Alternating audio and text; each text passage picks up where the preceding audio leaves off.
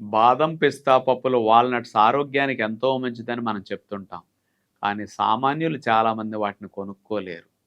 అలాంటి వారికి వాటికి సమానమైన లాభాలనిచ్చే విత్తనాలు మరికొన్నున్నాయి. అవే వేరుశనగ పప్పులు, పచ్చి కొబ్బరి, అట్లాగే పుచ్చగింజల పప్పు, గుమ్మడి గింజల పప్పు, పొద్దుతిరుగుడు పప్పు.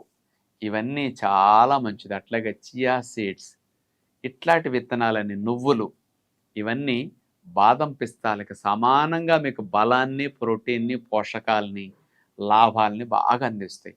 అంతేగాని అలాంటి కాస్ట్‌లీ విత్తనాల బదులు ఇలాంటి చవకైన విత్తనాలు సామాన్యులు కూడా కొనుక్కోగలుగుతారు. కాకపోతే వీటన్నిటిని నానబెట్టుకు తినాలి.